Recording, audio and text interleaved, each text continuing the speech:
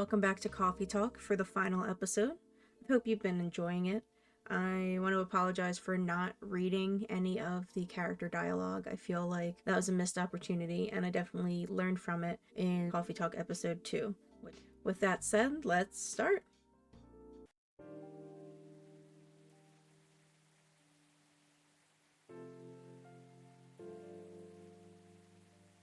Two weeks later. So it does start me 2 weeks after. More women have spoken out and claimed Morris Lester lied. That's good. Initial reports indicate possible herpes outbreak at Coachella. Coachella Festival proves to be major boost for Seattle tourism. Cool. Oh, yay! No, go away.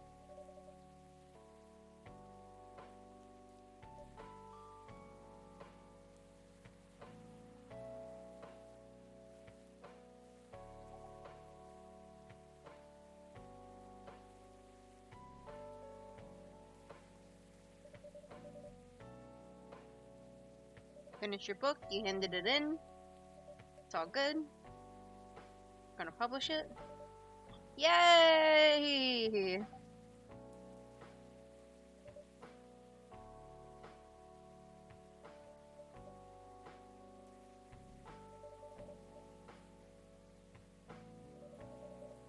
Can't even fathom.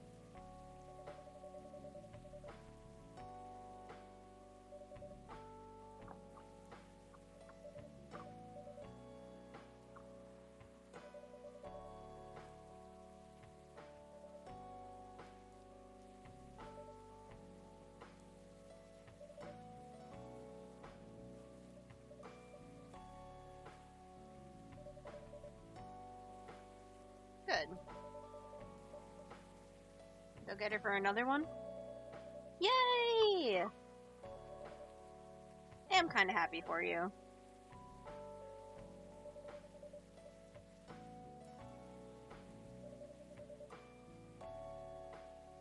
Which means you can sleep. Give her the drugged milk again.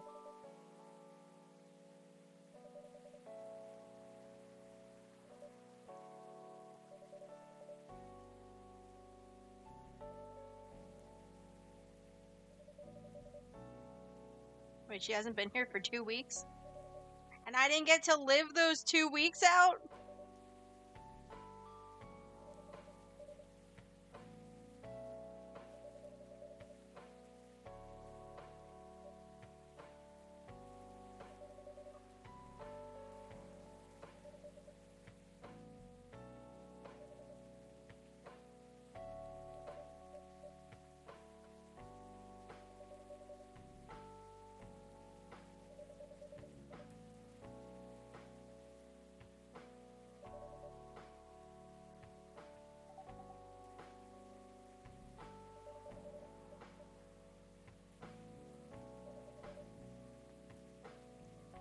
I was wondering if she was the roommate that Lua had. Oh.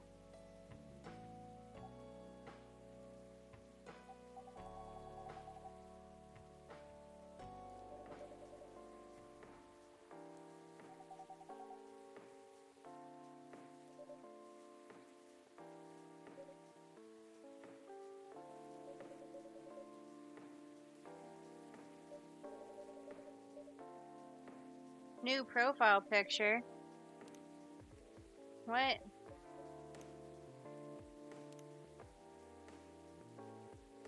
Freya. I think hers is different than it was in the start. Lua's is different. Rachel's is different. Oh.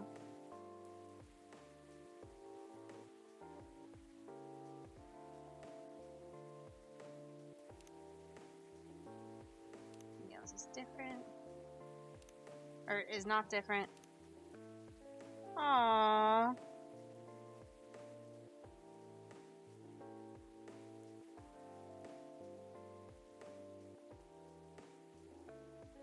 Tell me they're not dating.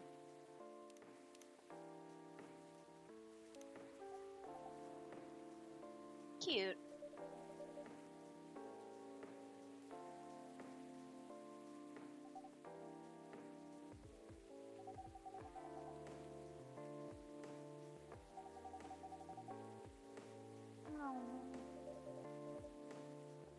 Well, yeah.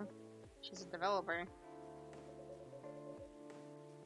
And she also said she was gonna help.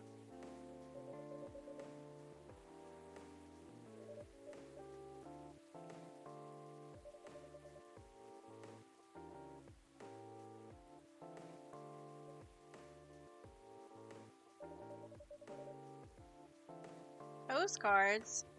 From Coachella? Alright.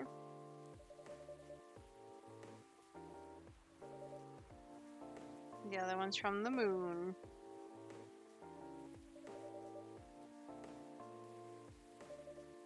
Oh. Really?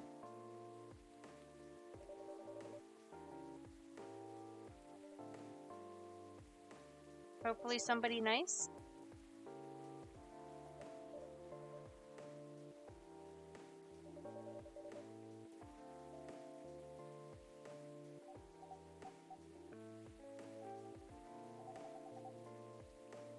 Are you guys dating?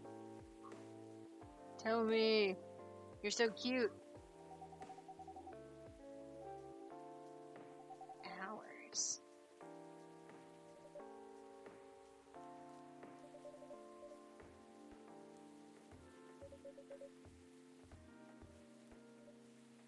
Like you're not gonna see her again?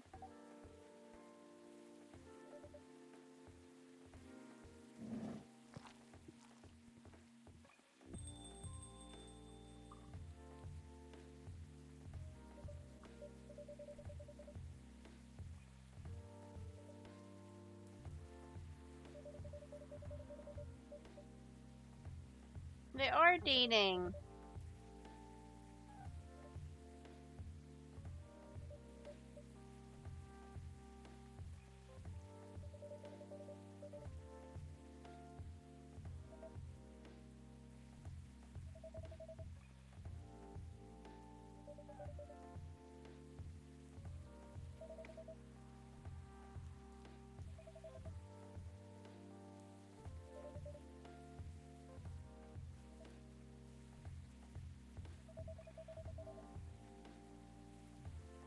Oh.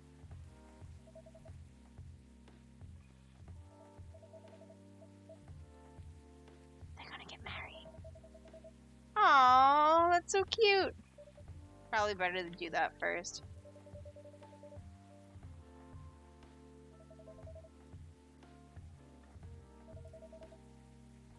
Oh. Oh. That's pretty sweet.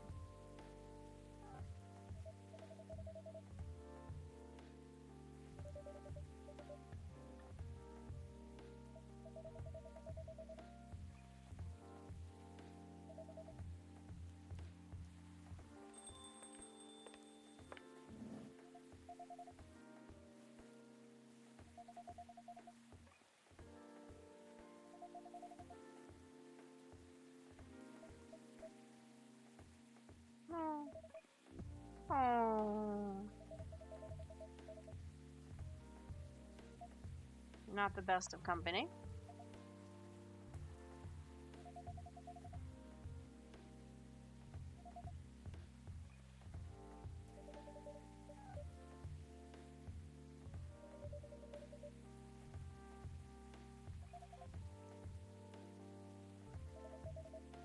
You've been dating for 10 years, I think. Okay. Moving in's not that big of a deal. I mean, it's a big of a deal for the relationship, but not for other people. Like, who cares? Congrats.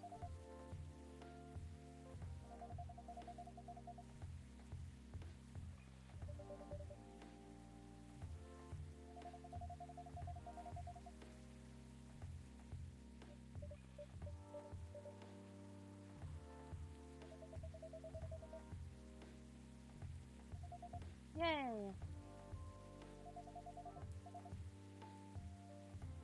Don't all look at me at the same time.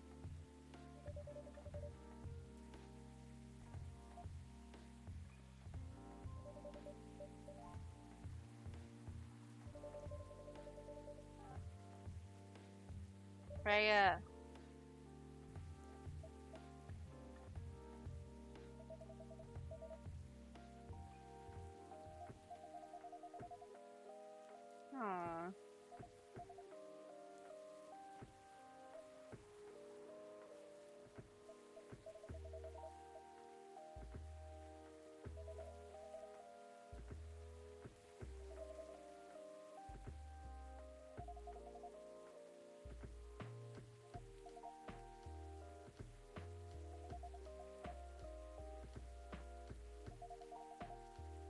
The intro.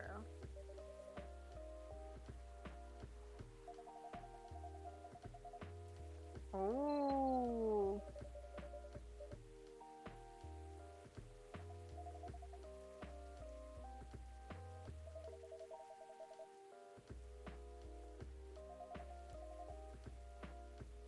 Oh.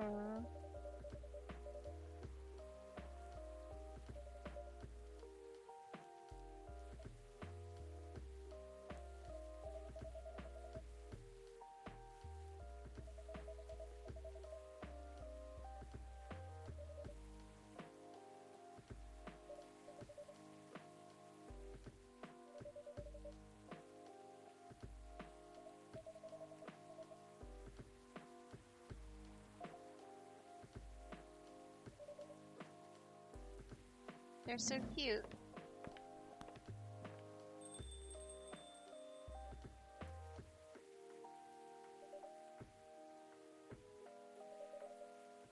So am I, actually.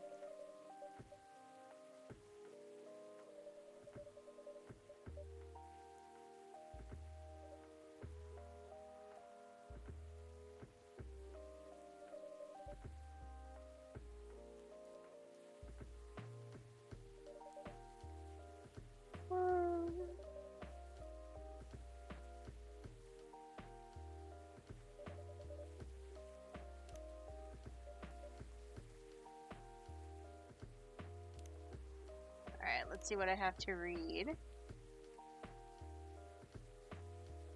Oh, okay. So let's read these.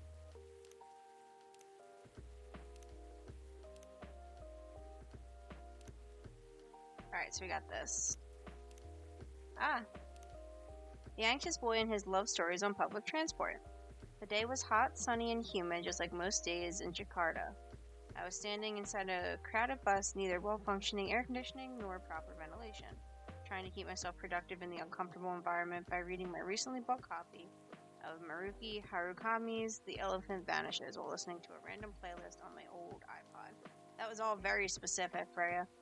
Despite the hellish conditions, you could say I was luckier than most because I was standing near the rear door of the bus, leaning my back on the side of the seat. Safe enough not to fall out the bus, breezy enough to breathe freely. As mentioned, I was on a public bus in Jakarta, so naturally I needed to be wary with my surroundings, mostly keeping my belongings secure from pickpockets and other human pests. I glanced around the bus several times in between pages, and that was when I saw her. It's hard to describe her. She has no specific characteristic to differentiate her from other women. She was like, well, that's harsh. She was like the perfect example of the girl you walk past seeing on the sidewalk every day. A girl you might glance at for a second, then a few steps later it would be hard to even remember her hair color, never mind what her eyes, her nose, her mouth looked like.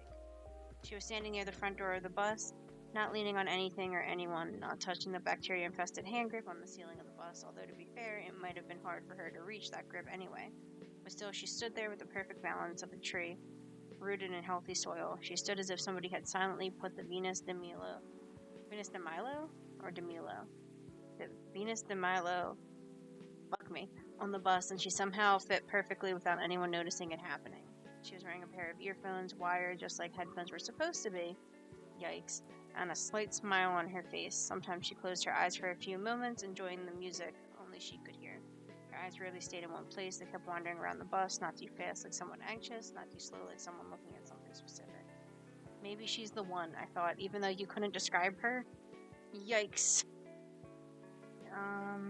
This isn't the first time I thought like this has crossed my mind. As a hopeless romantic, seeing any woman who piques my interest will immediately trigger a story in my imagination. A story of how I'll approach them, get to know them, with the proviso that they're just as I imagine them to be, start dating, get married, have kids, grow old in our home, and so on and so on.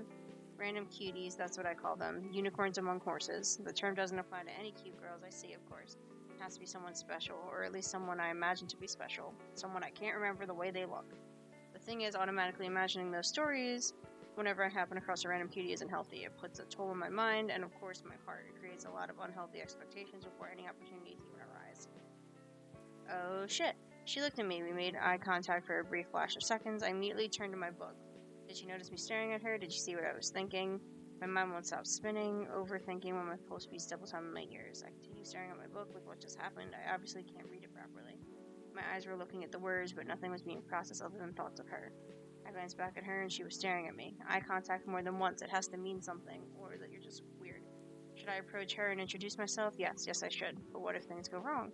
What's the worst that could happen if we introduce ourselves? First, it's a crowded bus, and moving from rear door to the front will definitely annoy some people. Second, what if after we approach her, she becomes annoyed and just talk to himself? Come on, you're overthinking as usual. Nothing weird will happen even if she does get annoyed. Don't dismiss me. Nothing weird will happen. Well, she might scream and say I'm a pervert, and the whole bus will beat me to death. Oh, and the worst option, what if we introduce ourselves and then it turns out she's not like we imagined her to be? They are talking to themselves. All that time and energy will be wasted, exchanged for years of agony. Oh, for everything will be fine. Don't worry so much, no matter what happens. Second, we still have to try something first. No, there's too much at risk.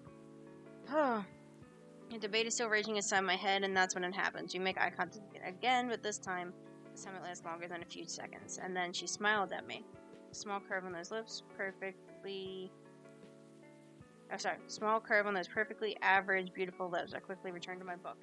See, you have to do something, but remember the girl with the violin we saw on the train at Yogyakarta a few years ago? Of course I remember. Exactly, she was just a random person that sat across from me in the train. We don't even remember what month it was, and yet we remember the maroon coat she was wearing, the violin case she put on the overhead compartment, her reddish hair and that pixie cut, her... Stop it, that was different, and we might have saved ourselves a lot of embarrassment by not talking to her. The thoughts, the noise, the internal dialogue, it won't stop. I was sweating, but not because of the heat, a cold sweat. This had to stop. Maybe stop talking to yourself. Stop, I screamed internally. Everything stopped, and just in time, my old iPod randomly shuffled to Explosions in the Spaces. The only moment we are alone. I cranked up the volume, put my book in my bag, and just breathed. She does write like a grade schooler. Yes, I might lose the chance to meet the one by doing this, but at least as long as I don't know her, she's perfect. As far as I know, she might be listening to Explosions in the Space. To be fair, Explosions in the Sky is good. As far as I know, she might be a big fan of Harukami and Final Dreams 9. As far as I know, she might be single. As far as I know, she might be the 100% perfect match for me that I believe can't exist if my knowledge of her goes any farther than what I know right now. Besides, I think I caught the journalist in a grammar issue that she says farther, but farther, I think, is only to describe actual distances. Like, I can throw the ball farther than you can, but further is intangible ones. Like, knowledge of her goes any further than what I know. Ha! Stop writing stories, Freya. Besides, as the old saying goes, if it's meant to be, it will be. The bus stopped in front of the Plaza Senayan, my destination. It was time for me to go. I decided not to look in her direction as I left, knowing that if I looked at her, it would be the last time I ever saw her. It's too hard for a hopeless romantic like me. This is cringy. I left the bus and enjoyed the warm sun, the breeze of fresh air, finally out of that metal Schrodinger's box. What makes it a Schrodinger's box? That's when it happened. I turned my head to the right, and there she was standing alone, enjoying the breeze. Now she was free of the roasting metal box we humans named Bus. She turned her head to the left, showing a glimmer of surprise at seeing me standing there. After that, she smiled. So if it's meant to be, it will be. Oh, it was cringy. Alright, it's the last day, so I have to read all these. Stray boy and a lonely cat. Midnight. The boy arrives at his home. The ticking sound of the cooling engine fills the dark, empty garage, followed by the scrape of the rusty metal door being forcefully closed. Does he also make out with cats? He leaves the garage, and there she is waiting for him to come back home. She always waits at the same spot around the same time. The boy always smiles when he sees her. The cat calls the boy, demanding the treatment she always receives from him every night in the same spot around the same time. He laughs. That sounds ominous. He laughs quietly as he walks up to join her. You've been waiting for me, haven't you? Here, come here, says the boy to the cat while he pets her fur. The cat purrs loudly and refuses to stand still. She dances around him, stands up tall on 2 feet, rubs her head against his shins, and shares her affection while enjoying their nightly routine. Until suddenly the boy decides that their interaction is enough for today. He stands up, walks away from her, and closes his door. The cat understands that their time for the day is up. They both return to their own lives. The boy did not give the cat something to eat, and the cat did not sleep next to him to help him relax, for she was not his, and he was not hers. Loving in silence. It was Saturday night. As usual, I picked her up from her apartment for another Saturday date night. I used the word another, but to be honest, it was the first actual Saturday night date we'd done since I don't even know when. It wasn't every week. A cool event related to our hobby happened, so we, or I suppose I should say, weren't going to miss the chance for a cozy evening in her apartment. We'd only been dating for 4 months, and I kid you not, we couldn't have been more different. I'm the type of person who feels restless if I don't go out on the weekend, while she preferred to lock her apartment from the inside, flush the key down the toilet, and never leave again. That's why I'm going out to her apartment on the weekend was the fairest option for both of us. I mean, we can just order food online and chill without having to worry about traffic. Ain't that cool? That's what she said whenever I asked if she wanted to eat out somewhere. That happened a lot in our first month together. After that, I just tried to get used to it. Drove to the event. It wasn't that far, but traffic's always ridiculous on the weekend. Throughout the drive, we barely spoke, total silence except for the music playing from my playlist. If she knew the song, we would sing along to the song. If not, total silence it was. When we arrived at the event, she changed, became the most outgoing, friendly, and talkative person around. Even I was nothing compared to her, and I usually consider myself a very talkative person. We said hi to everyone we knew, and some we didn't. Then tried all the games being showcased there. We sat next to each other, trying one game after another, commenting on the story, art, music, gameplay, atmosphere, any other aspects you might use to judge a game. When we played, we just played. No talking during the playthrough. Total silence as if she was recharging spent energy from all the interacting she'd done before. Back in her apartment, we didn't talk much. She made 2 cups of green tea latte for both of us, and then we watched Netflix together with only a few words traded. Don't you feel bored dating me, she asked. Really? This again? I know, I'm sorry to bring this up again, but you were so silent today, I thought you were mad at me. Honey, I'm not... losing my place? Honey, I'm not mad at you, why would I be? I don't know, it's just that I'm super introverted, you're super extroverted. Ooh-woo. And there are times when I feel like I'm holding you back from your true self. You're just overthinking things, honey, that was amazing. I can't thank you enough for being willing to join me and sacrifice your stay-at-home relaxation time. We both know how much you love staying in, and how rarely you get the chance to do it. Why do you like me? You've asked this question a dozen times in the last 4 months, you know. I nudged her and smiled. I just wanted to make sure, she said, and started crying. Hey, don't be sad, it's okay, and to answer your question, I don't know why I like you. Oh, that answer again, because it's true. All I know is I feel comfortable around you. I just know I feel happy, calm, and I don't know, do I need to know? That sounds dangerous, liking someone without knowing the reason. Believe me, dear, I was confused for the longest time before I realized it's actually the best feeling I've ever had. How about you? Why do you like me? Who said I liked you? I was speechless for a moment. She grinned at me and giggled through the remains of her tears. You should have seen your face. Oh my god, don't mess around with me like that. You almost gave me a heart attack. Good, it means you weren't lying about your feelings, she smiled. You haven't answered my question. It's a secret. It's not fair. I told you mine. I hate to break it to you, but don't know is not a proper answer, my dear. But it's an honest one.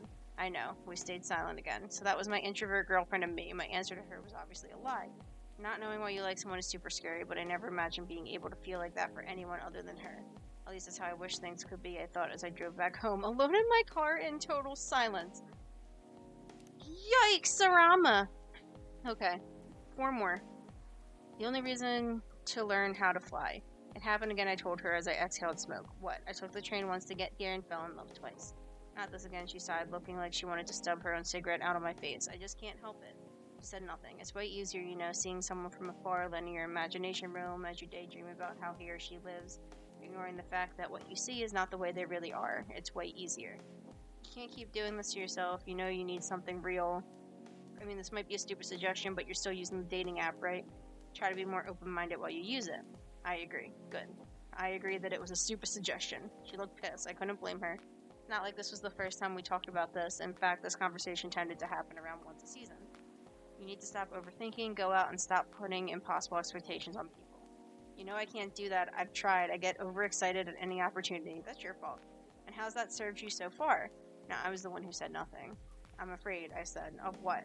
Of what will come later. I'm afraid that even if I find the right person for me, people around me won't accept them, whoever they are. Fuck the people around you. Another stupid suggestion. I could be jailed for that. Okay. She took a long drag of her cigarette and narrowed her eyes at me. What happened to you recently? You don't usually overthink quite this much, so something must have just happened. Truth is, something did happen, something too silly to even be discussed, but she knew me. She knew about my problem, so I told her. I watched a stand-up comedy show. Seriously, it's true. I watched one of my favorite stand-up comedians. I knew he'd recently got married to someone he loves, someone I thought was very similar to him. All this time I thought he took the easy way out, finding someone who'd quickly be accepted by the family he was born in and the family he's about to make, but it turned out His journey was far from easy. There were hardships I never knew he faced, and when he talked about it, it scared me. Why? The fact that I'll have to deal with it someday, the fact that I might have to choose between... I sighed. At least when I see people on the train, imagine a life with them. This is cringy. Those imaginary people don't create these kinds of problems. They do create a different kind of problem, though. She's right. Sometimes I feel like I want to go to the tallest building in the city and jump, I said. To die, that's not to fly, you fool. Because if that really happened, all the things that are scaring me won't matter. I can fly. Why the hell would I still care about all these boring everyday problems? Ain't that the dream, weirdo, she said as she lit another cigarette, leaving the discussion unresolved until it comes back around with the spring rains. So weird. Okay, we only have 3 more to get through. Happily ever after, part 1.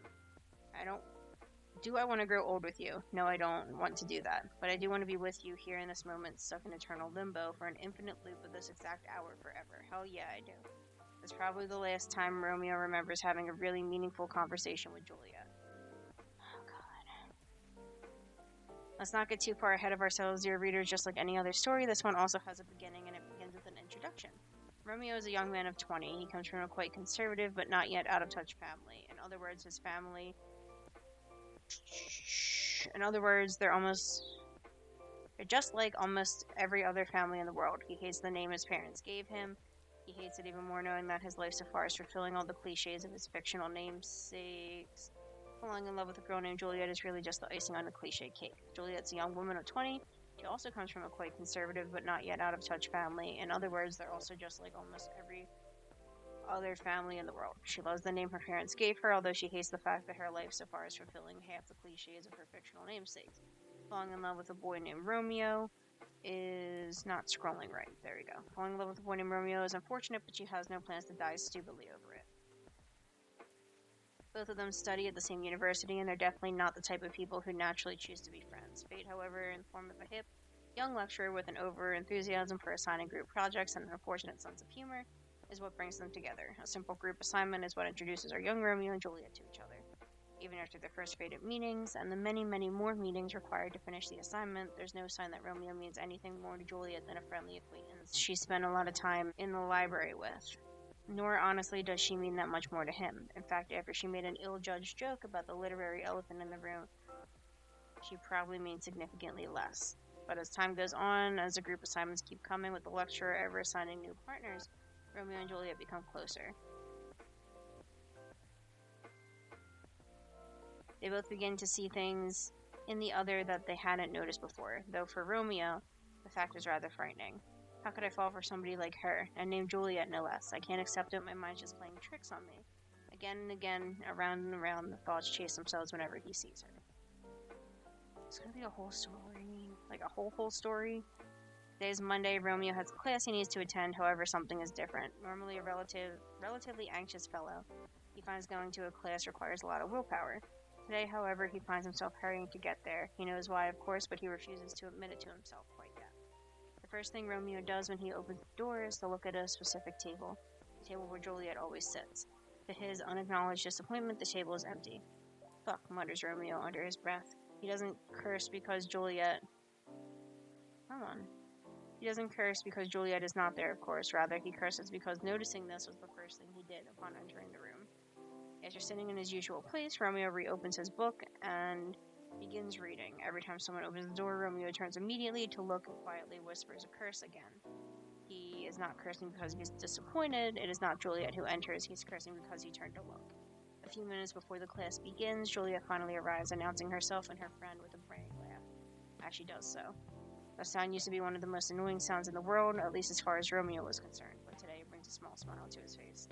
Fuck, curses Romeo again after he realizes he just smiled at the sound. Is Romeo in love? He probably is, but he doesn't want to admit that. Falling in love with Juliet is dangerous, extremely dangerous. They come from completely different backgrounds. They have different skin colors, they worship different gods. He has no problem with interracial relationships, of course he doesn't. But he never expected it to happen to him. This simply will not do.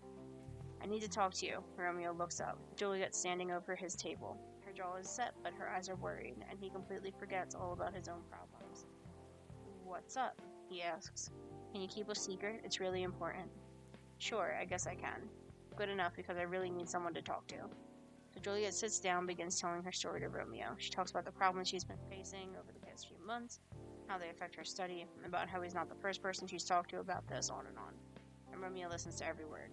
Eventually, Juliet stops talking and sits quietly. Romeo thinks that she looks somehow lighter than she did before she began talking. He doesn't know how to react to what she told him.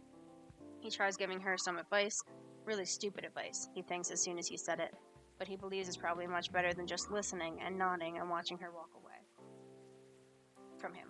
He thinks about this. One thing is for sure, Juliet trusts Romeo as a friend. They've shared a secret now. Even though Juliet has shared the same secret with others before him, this still makes Romeo happy. So damn happy. How pathetic am I being happy because someone I like came and told me she's not. Oh, because she's not happy. Romeo thinks, and then shakes his head like a dog shaking off water. After sharing everything she had wanted to share, Juliet starts talking about lighter topics. Soon they're joking freely. The dark mood of earlier almost completely dissipated. Just before Juliet leaves, Romeo asks her something. Why did you tell me all that? Well, I don't really know. I think I can trust you. And you're one of those rare few people who can talk to people directly without sugarcoating everything. It's refreshing. She shrugs. I guess that's why. What Juliet said is true, but Romeo finds it amusing, and even though he normally speaks directly to everyone, he knows he can't do that with Juliet. He's not himself when she's around, or so he believes. After that conversation, Romeo falls even more helplessly in love with Juliet. It's stupid, he thinks, as someone who rarely falls so hard for anyone. But Juliet is driving him crazy, and the fact that she makes him feel the closest thing to love he's felt in years, yet a big wall of cultures, norms, and other societal traditions stands between them, hurts him even more. That is, of course, if Juliet is even into him anyway. As weeks go by, Juliet and Romeo become closer. They start telling each other stories more often. But all of these stories are limited to their courses, their friends, and anything at all besides their feelings for each other. She's not into me, she's just an extrovert. She's friendly with everyone, Romeo keeps thinking. And it's when he's thinking about that suddenly Juliet comes and sits at his table. I'm not going to comment on what I just experienced. So you said you wanted to tell me something. It's true. He has already sent a message to Juliet telling her he wanted to talk about something. Oh wow, diving straight in. It's nothing all that important actually, says Romeo. Come on, it's not like you to be so indirect about things. What's wrong with you, boyo? Romeo actually called Juliet to talk about her attitude recently. She's been weird, at least in Romeo's eyes, and it feels like she's getting farther away, removing herself from many student activities she usually partake in. Juliet answers all his questions, all his thoughts and concerns about how she seems to be removing herself from all other side activities she manages to shrug off or easily explain. Maybe it's just me, maybe I'm obsessing over every single thing she does, thinks Romeo, while a pit opens up in his gut at the thought.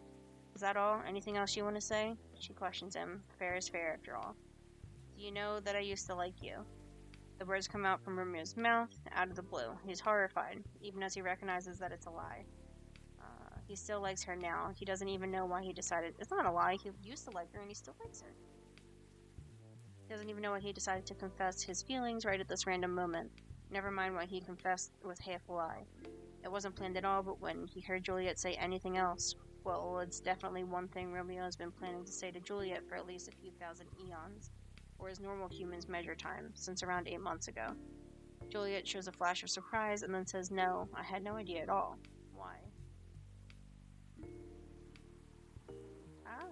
Oh my god.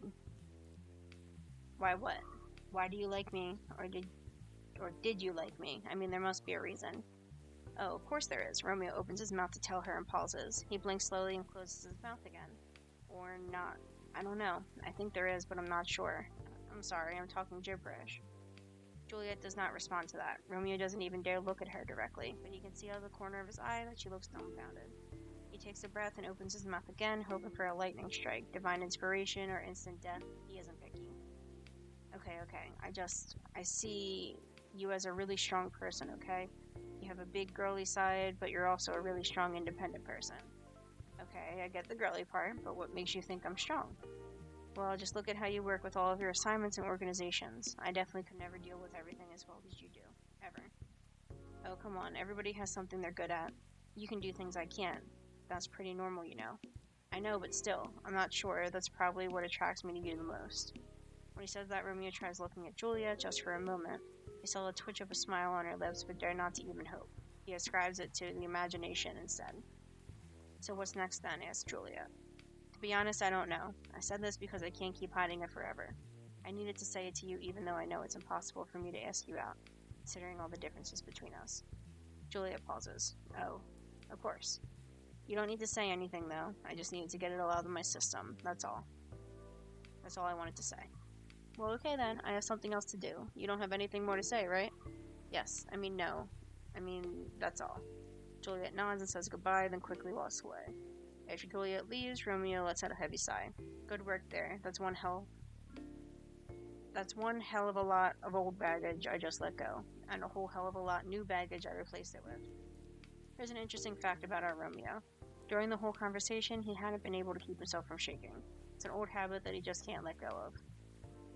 To his relief, they've been sitting during the whole conversation so he could hide his tremor. Still, even though he feels intense relief after telling Juliet about his feelings, his hands are still trembling.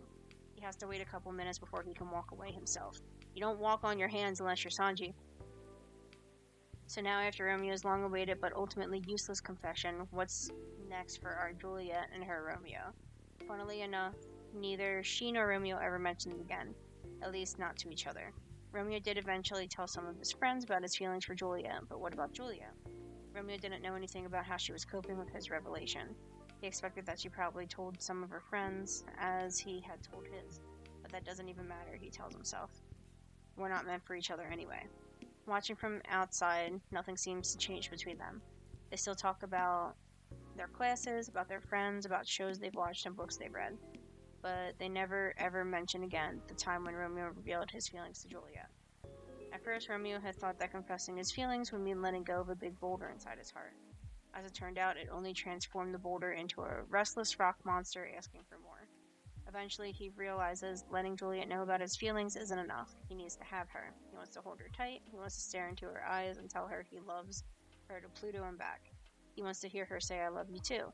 He wants to kiss her. He wants to run away with her to a place where no one else cares about their differences and just sees them as a cute couple in love. He wants to do all good things in life together with her. And more than anything on this earth, he simply wants her. The feeling is killing him. How could she be acting normally after that revelation? Does this mean his feelings mean nothing to her at all? The peak of his emotions comes one day when our hero is falling asleep. Suddenly his body is drenched in sweat, his heart beats too fast, and his thoughts only run to one thing. Juliet. He wants... Oh, no, nothing so prosaic. He needs Juliet. He doesn't care about anything else, about traditions, about their families, about anything. There's only one thing he needs to do tomorrow, and that is to confess his feelings again to Juliet. This time, however, he's going to ask her out. He feels the same way. If she feels the same way, he will ask her to just give it a try and fight the world together. He resolves that he's going to take a leap of faith, and it will be the first thing he does next time they meet. Holy shit, dude. Alright, those are shorter. Yeah, that was yikes. Pray, don't stare at me while I read this.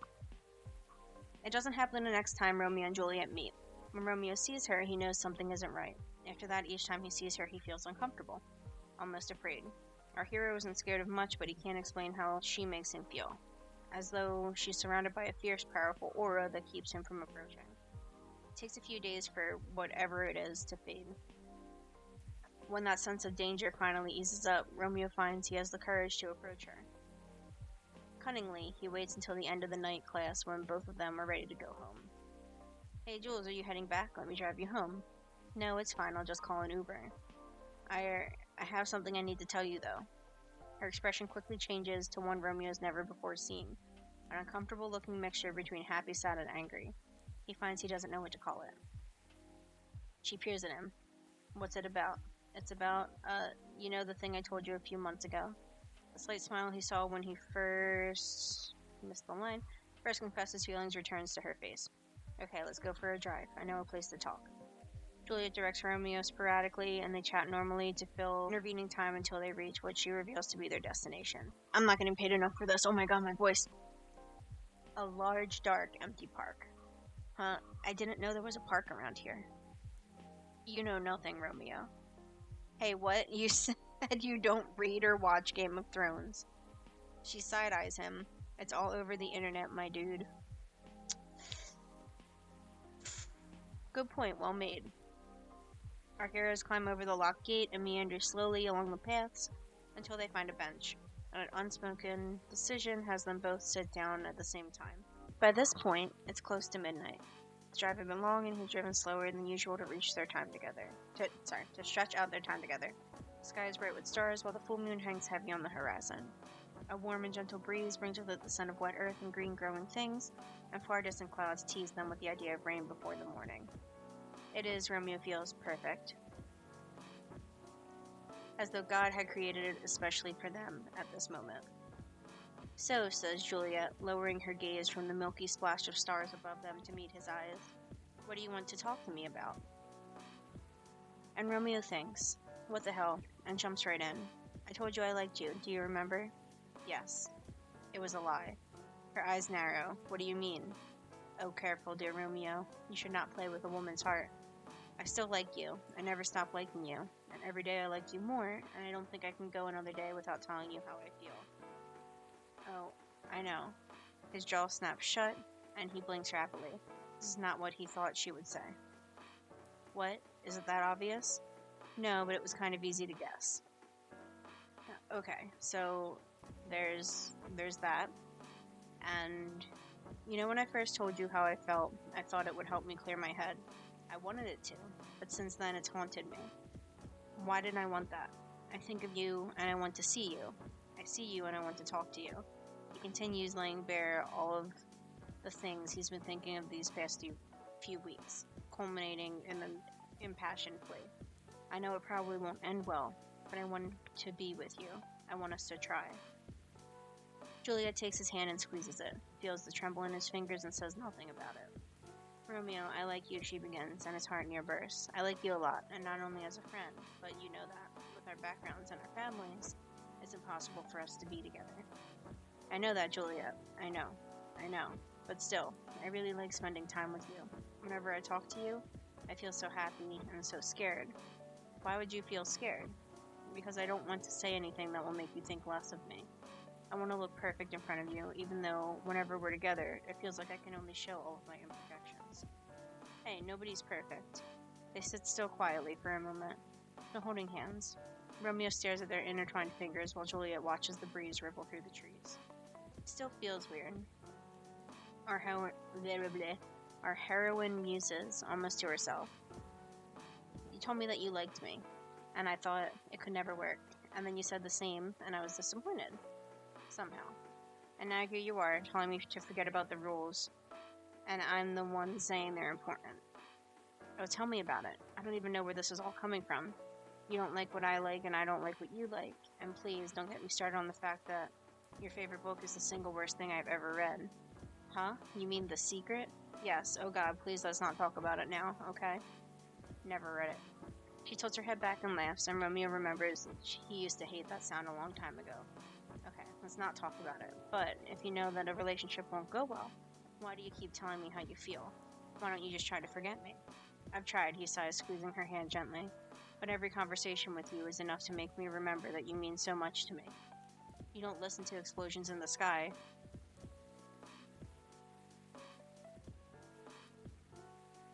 Wait. Didn't they use the wrong name over here? I swear that's what this said. Why are you still listening to me? This must be horrible. It's like reading bad fan fiction. Where are you?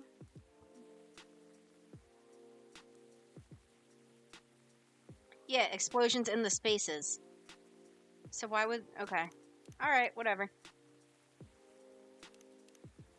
I'm not gonna question it. We're just gonna keep it going so I can get through these fucking stories.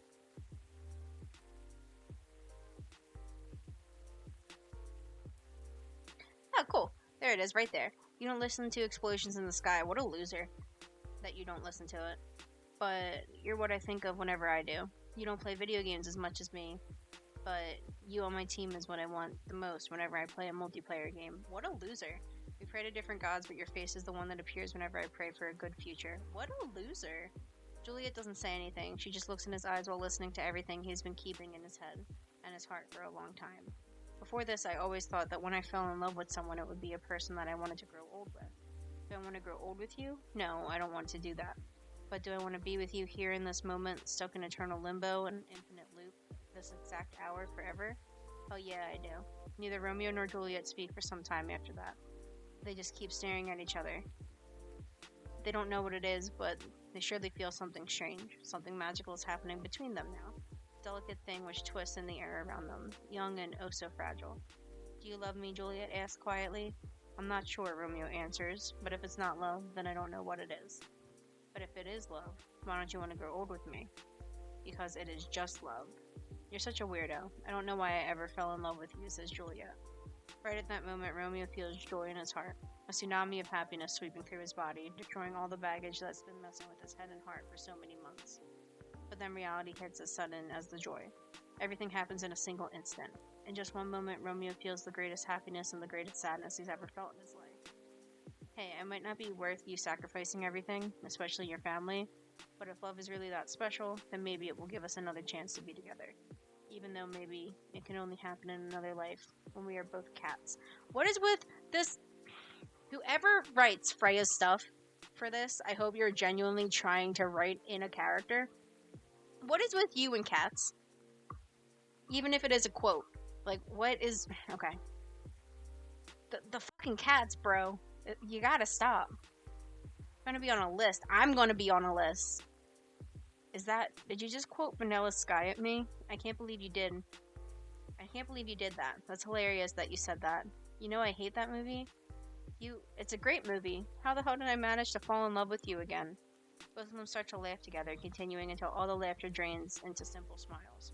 Simple, beautiful curve on their lips that shows a deeper meaning, only for the two of them. I love you, says Romeo. I love you too, I guess, answers Juliet. They sit closer now while holding hands. Juliet puts her head on Romeo's shoulder. Is it worth it? She asks. For now, right at this moment, it's totally worth it. But whether that feeling will last as time goes by, as more people find out about it, I don't know. Juliet sighs quietly. Life sucks sometimes. Life sucks most of the time. That's why I want to make this moment last forever, if that's even possible. It's possible if we believe it. Is that what that weird book taught you, asks Romeo? Shut up, Juliet answers and pinches his hand. They stay silent for a while. Hey, kiss me. The words come from Juliet. Romeo doesn't really know how to react to that. Why? He asks. I've heard people say that a kiss is a magical thing. It can stop time or take you to the future in an instant. I've heard that story. I always thought it was silly, though. The situation we're stuck in is pretty silly, too, you know. Good point. He allows. Well made. So... They stare at each other, and as they lean in, they close their eyes. When their lips touch for the first time is the strangest sensation either of them has ever felt. Everything feels so magical. It feels as if time has stopped only for them. As if they're in an infinite loop of that exact moment.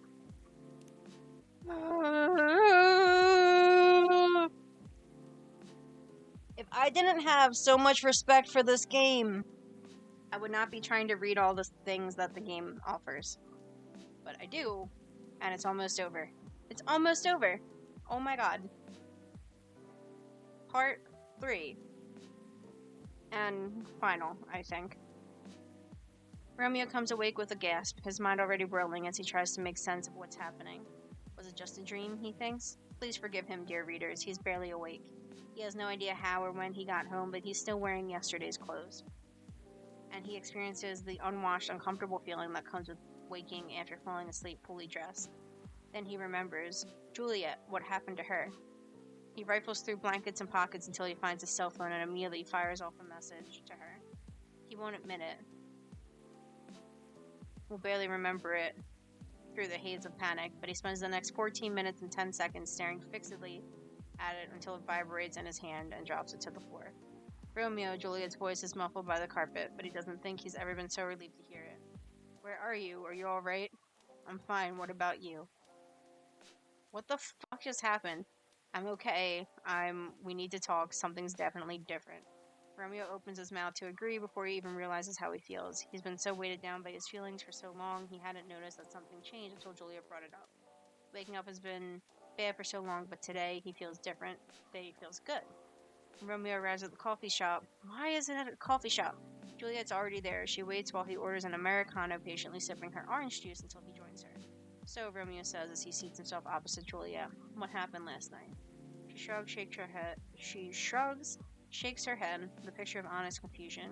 I'm not sure, but it felt kind of light when I woke up this morning. Yeah, that's a good way of describing it. I feel like part of me is missing. She nods in agreement, and they're quiet for some time. Juliet plays with her straw, paper melting quickly in the icy remnants of her drink. She trails off and tries again. Do you actually remember what happened last night? Kind of. Romeo frowns and grimaces. I'm not sure, though. How do you feel about me now? Asked Juliet. He pauses to consider. I don't know. I still like you. A lot, in fact, but it's certainly a different kind of feeling to the last few months. That's exactly how I feel. He sighs explosively. What the hell happened? Juliet leans in, holds his gaze, lowers her voice. I'm not sure myself, but I have this theory. Maybe, and I know it sounds weird, but hear me out.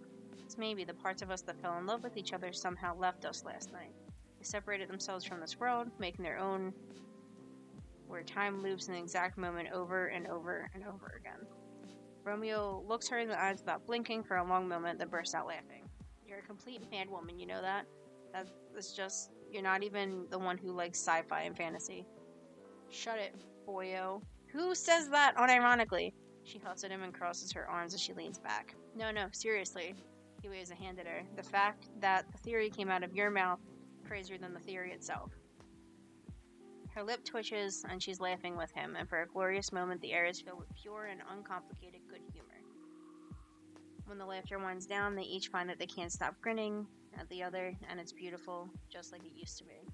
The thought occurs to Romeo, and he opens his mouth, and Juliet immediately points a finger at him. Shut up. Closes his mouth and keeps grinning, hands held up in surrender. You can't say that isn't possible, though, she defends herself with a wry shrug. Romeo tilts his head. Nothing's impossible. So what now? What now what? I mean, what happens to us now? He looks around and shrugs. We just live normally, I guess. It's been months, if not eons, since I could talk to you normally like this, and honestly, it feels awesome. She laughs, and it's so much easier than it has been in a long time. Yeah, I know. She smiles at him. So, we're good then? We're better than good, I guess, answers Romeo. Good point. Juliet nods. Well made.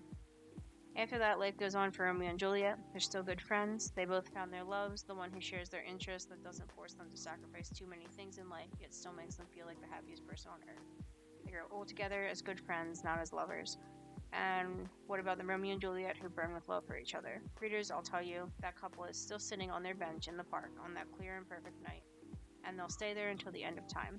They created their own world without other people meddling, judging, forcing compromises for the rest of eternity. They'll have each other and their pure, naive, young love, and nothing will ever change that.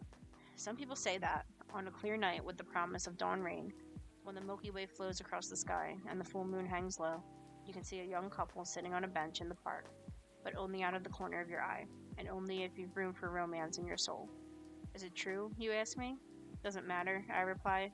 Surely it doesn't matter to anyone else on earth, and it certainly doesn't matter to them. Okay, we did it. We did it. We did it! Your fiction plan free trial is over! Did you enjoy the content we provided? Do subscribe to our fiction plan for $5 a month. No thank you. We're a premium. That's a premium no thank you from me. With your subscription, you can support high-quality, unbiased journalism, as well as giving young fiction writers an appreciative audience. If that was from a young writer, if all of these were from a young writer, it's good. But looking at Freya as I read it is not. Thank God.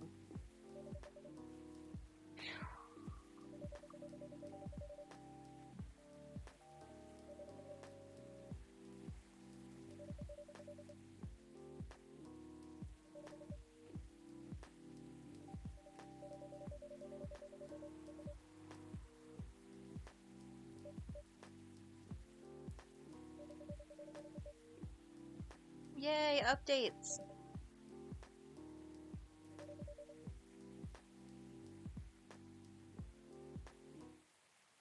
Oh?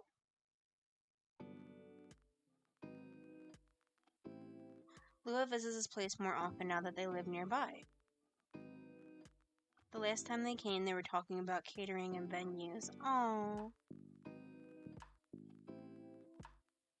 Hyde returned from his trip to Korea and brought gifts. Some are more special than others. He said he's considering moving back to Seattle if his agency allows it. My ships are coming true. Aqua continues her work with the university. She's still working on small indie games. The difference is she's not alone now. Oh, my ships! Ah! Neil! The only news about their superhero breeding mission are the 2 postcards they sent me. Rachel's back at the recording studio preparing for her first solo album. That's her dad. Yay! She found a new manager, someone who made the news as a legend coming back to the industry. Aww. Finally, Freya. She finished her book, got published, and has some signing sessions. It was a massive success, sold out even after the 4th printings, and might have adapted to a movie. I missed that. Adapted to a movie. She's working on her 2nd novel. Cool.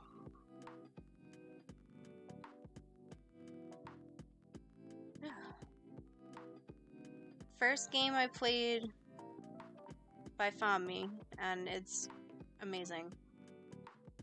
I'm really glad I played it when I did, or at least started playing it when I did.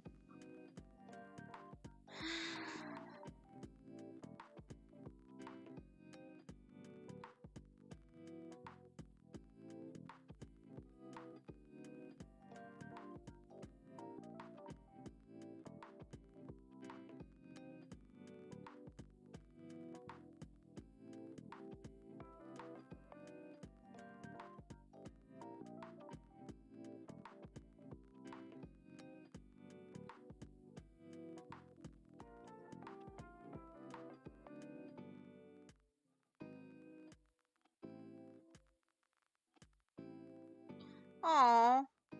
Somebody really named their cats Baileys and Lua during development. That's so cute.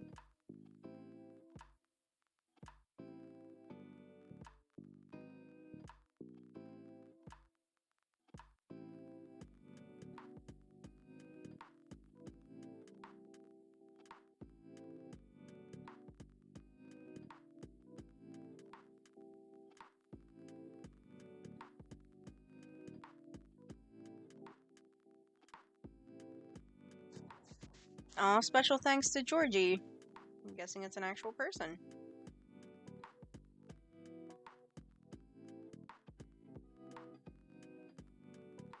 Is that a coffee shop that they're thanking? That's so cute.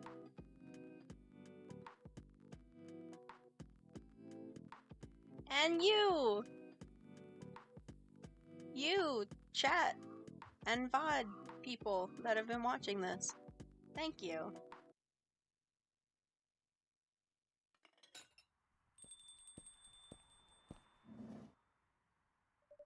Oh?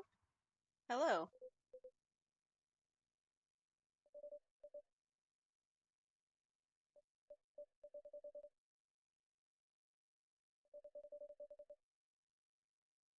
Mm.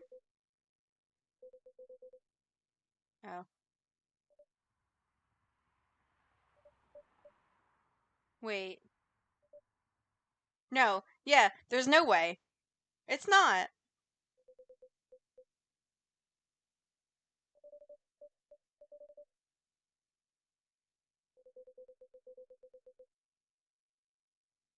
Alright.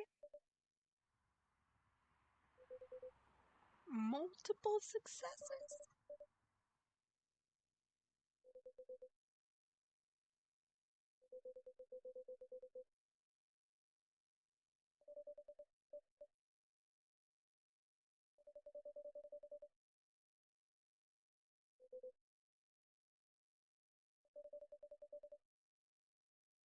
Okay.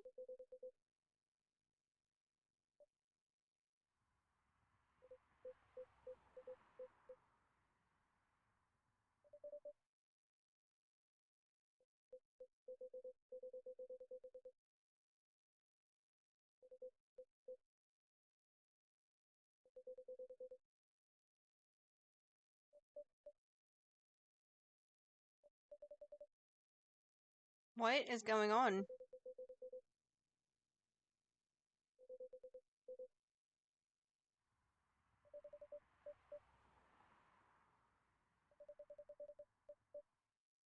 Oh.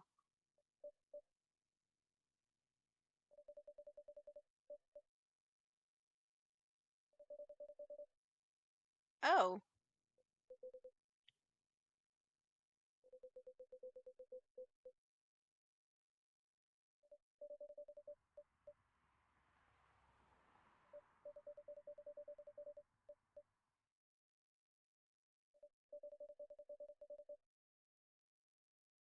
There's a Freya with the meeting, Rachel first visit, and his second visit. What? Yeah, I want to see stuff. Let's touch fingertips. Let's go.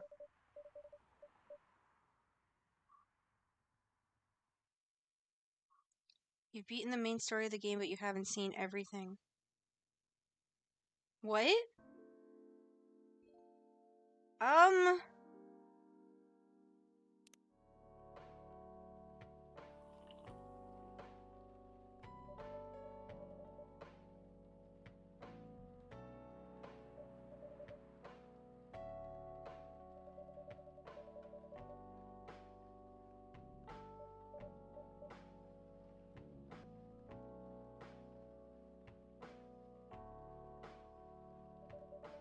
Oh, wait! We guessed that she had an elevator meeting. Oh, shit. Welp.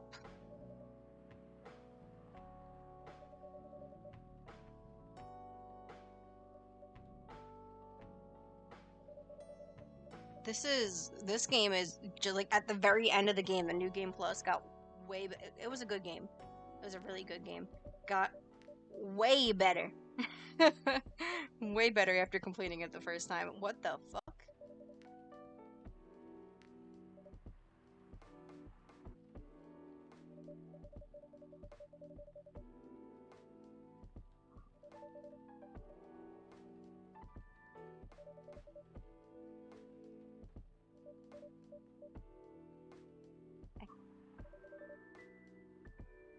So I can't skip this, which means I'd probably say something different later too. Oh.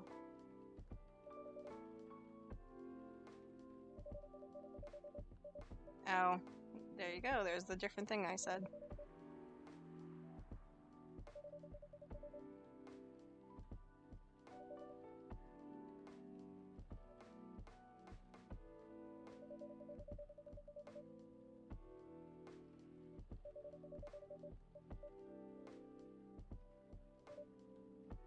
Can't believe I can't fast forward. This is tragedy. I'm sure it's different, but it seems like it's the same dialogue.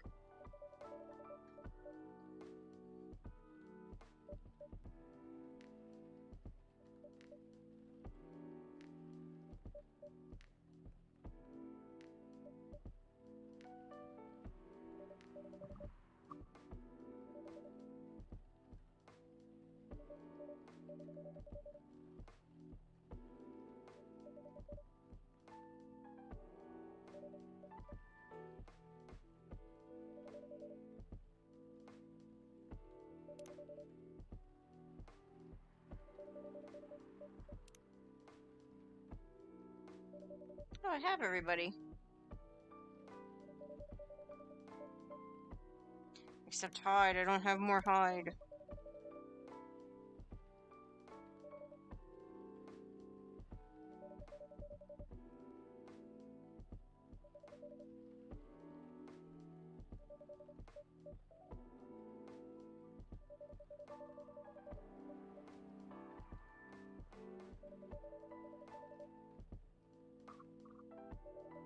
Oh, Freya.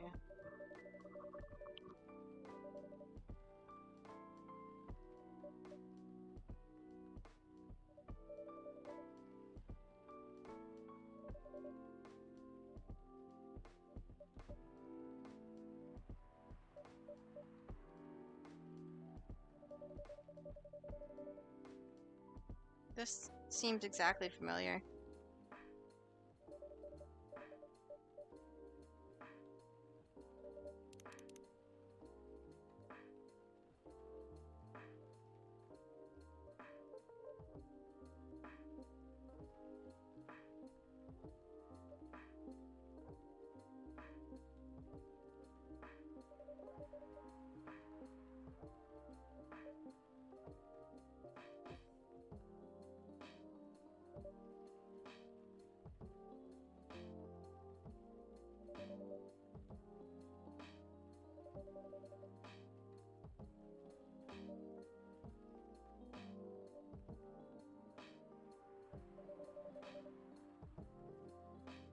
Yay.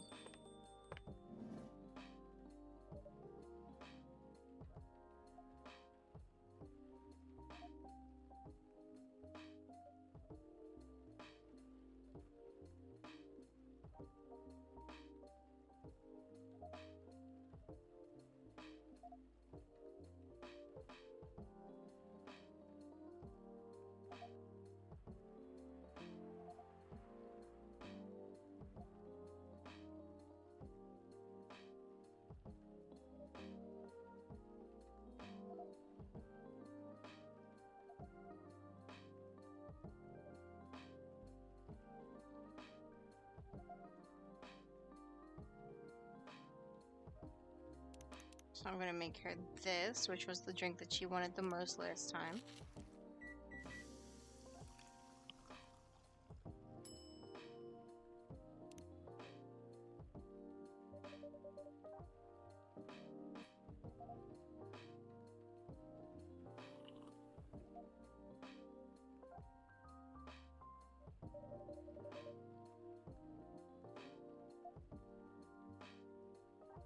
Why does it not let me skip this?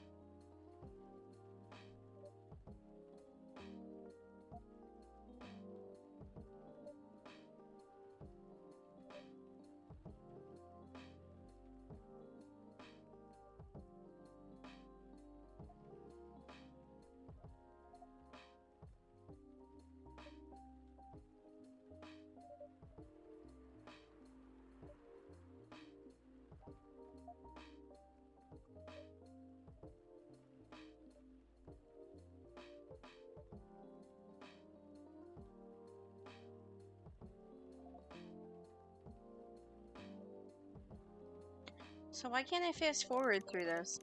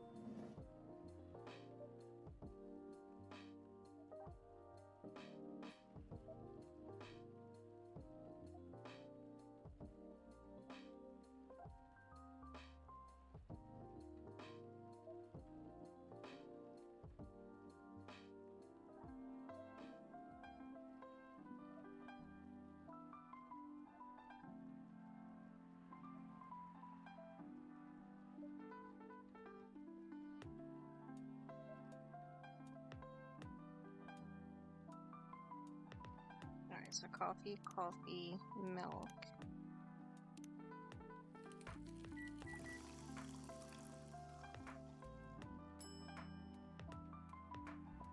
Latte art.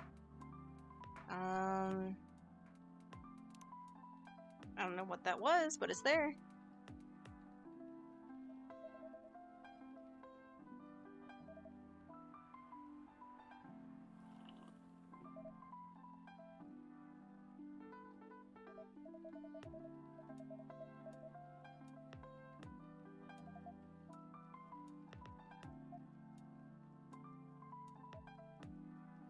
you make fun of my latte art last time?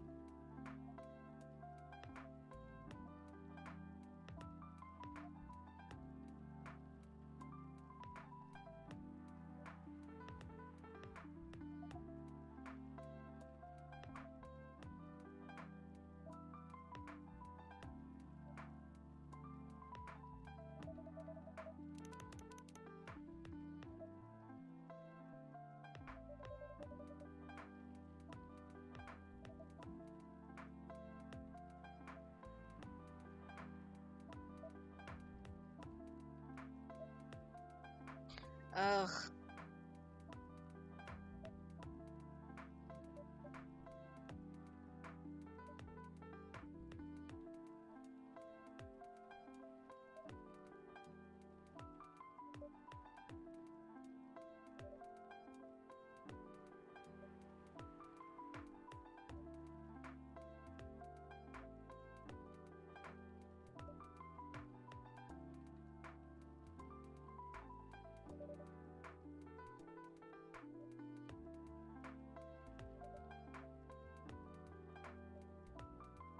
Yeah, go right. Sheesh.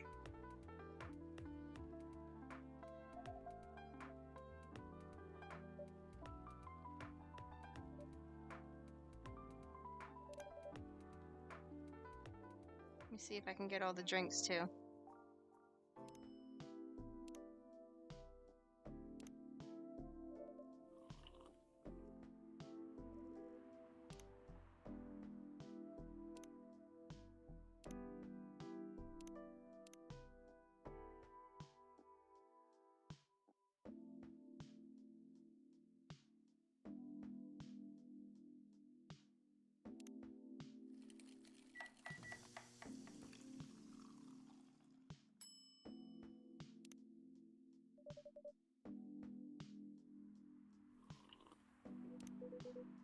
Oh, nice. I think I messed it up last time, and I didn't do that.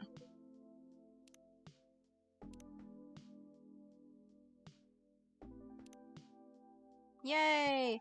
Been blood sober for 10 years.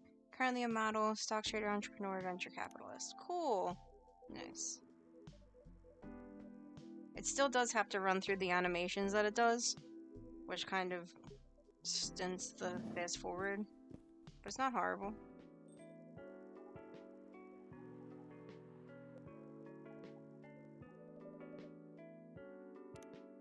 Oh.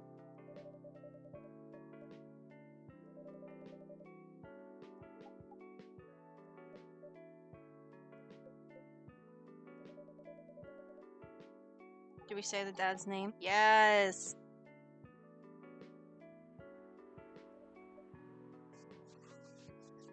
We said oh no!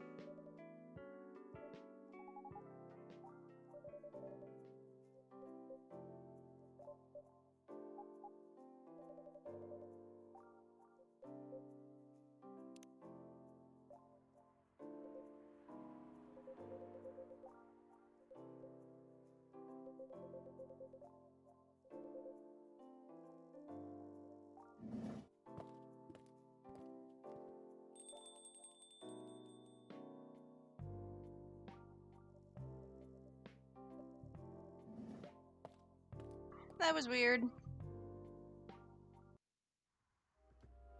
Tea-based drink that's warm and cool. Tea, lemon, honey.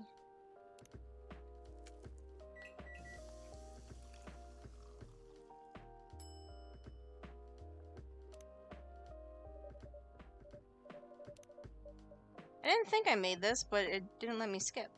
Or it let me skip, which I thought was weird. Sweet and memorable like summertime blues. Nice.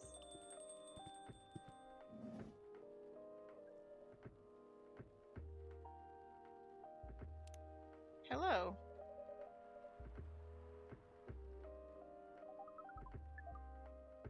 Hmm.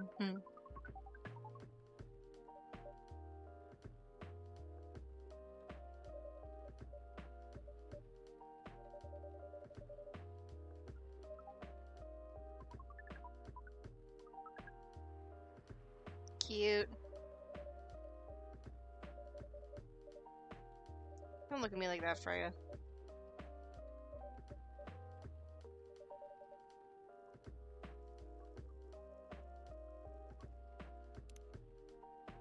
Alright, milk, honey, mint.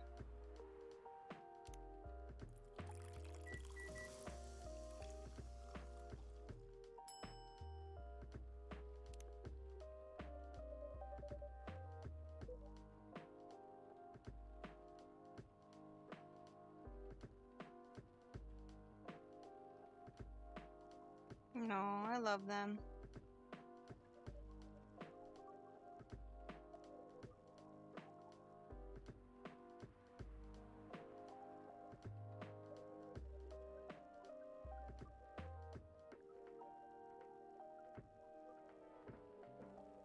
And then I should be good to go to the last day. To be fair, I'm pretty sure I have to let the day finish before I can go to the next day, which means I have to go through all this.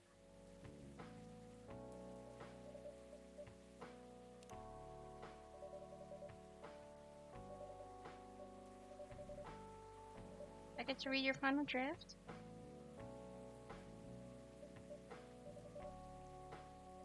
A time traveler?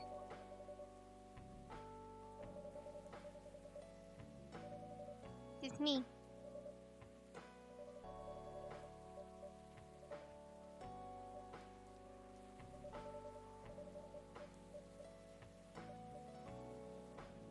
Cute.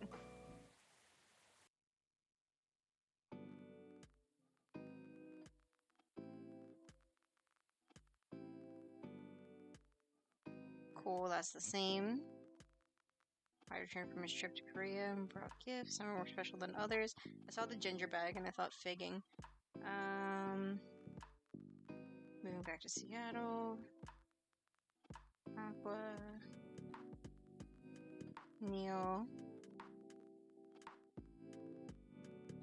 2 postcards. Rachel's the same. Freya finished your book. Nice.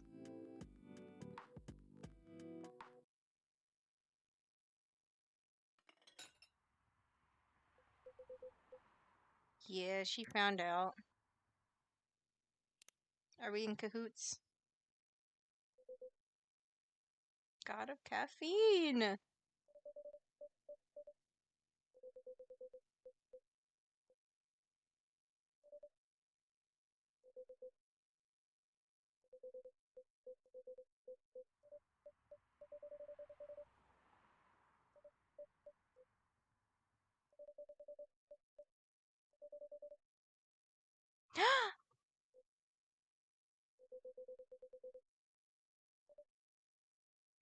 Am I the baby?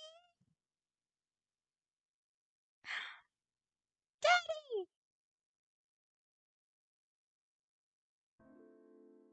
That's my daddy. Okay. That's cute. Let me do endless. Got a list of drinks I think I need to make. Alright, tea. Milk. Cinnamon.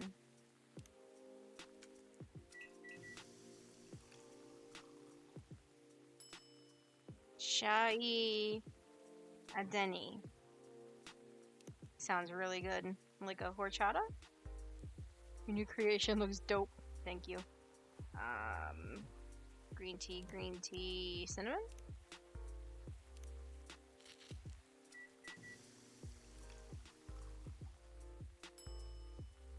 Shingen Maicha. Nice. New drink unlocked. 2 meta. Go back. Green tea, ginger. No, it's not ginger. Green tea, ginger, and cinnamon.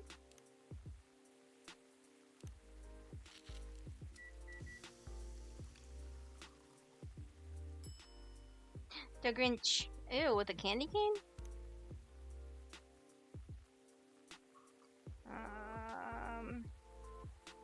Let's see, what do I need?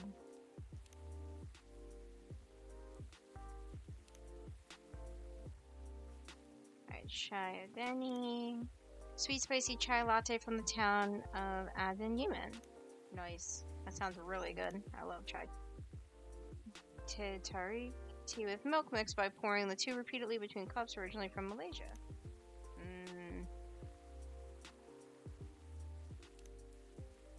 Shingen Maicha. Variation of Japanese brew, mixing brown rice with the ginger. Nice. The Grinch. Green, spicy, and not everyone's cup of tea. Cool. Heart, Spice Lady. I did all the chocolate. Did all the green. Did all the normal. Did all the coffee? No, I have 2 coffee.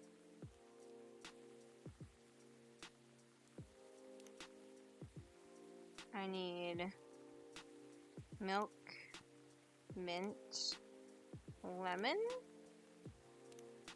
Sounds gross. Lementhal. Gross, gross, gross, gross, gross, gross, gross. Milk, honey, lemon. Slightly less gross.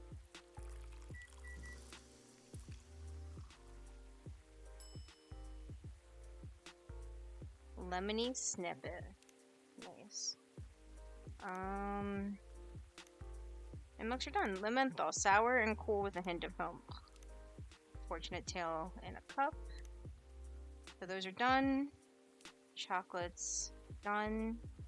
Green tea's done. Normal tea is done. Coffee. No, coffee. Lemon.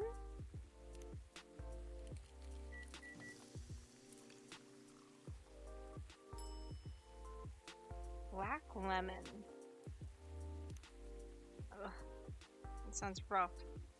And coffee, mint, and honey. I think the best type of coffee I've had, just like a roast of coffee, has been cherry coffee, like a chocolate cherry coffee. Black magic. Yay! I'm the master brewer, kind of. Perfect, if unlikely, combination of sour and bitter. Sweet, cool, and magically wakes you up. Nice. I'm sure I've trashed 25 drinks by now. I've messed up in my life.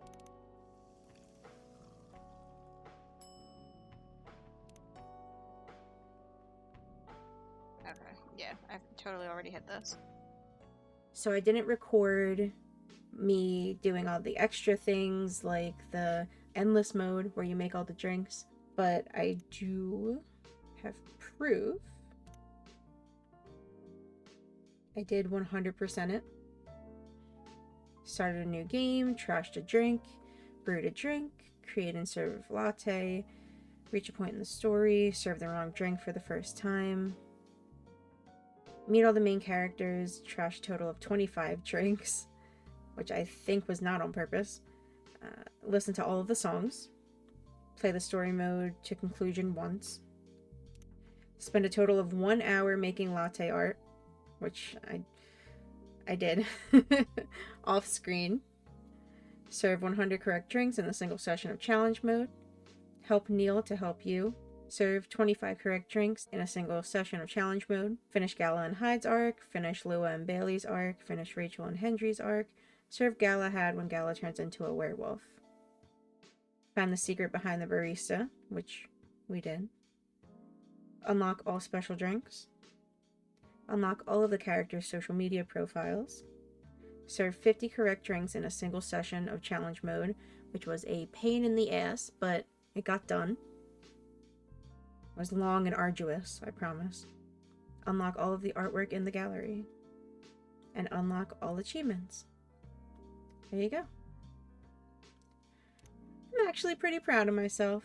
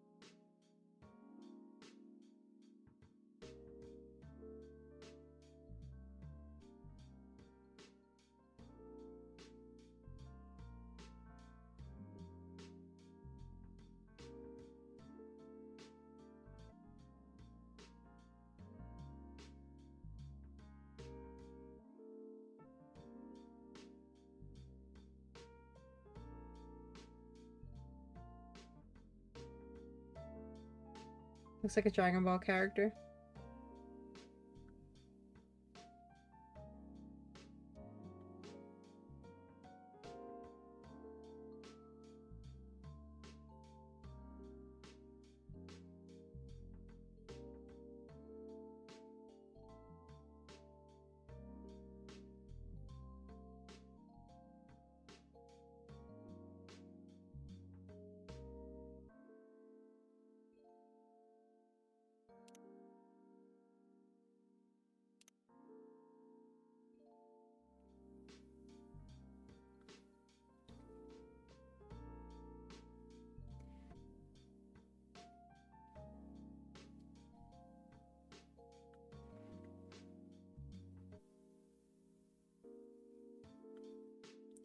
Oof.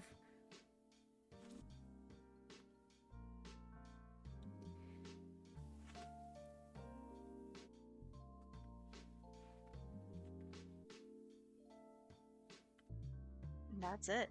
Can't believe Neil's my dad! And all my ships are canon. And I read weird non-AO3 fanfiction on stream, but I wanted to make sure that I got all of the game in that was worth getting in, even if it was really cringy fanfiction. That's in the game. It's in the game, so it counts as game content. But yeah, thank you guys so much for watching. I hope you have a good night, get some sleep, and wake up well rested tomorrow. See you guys.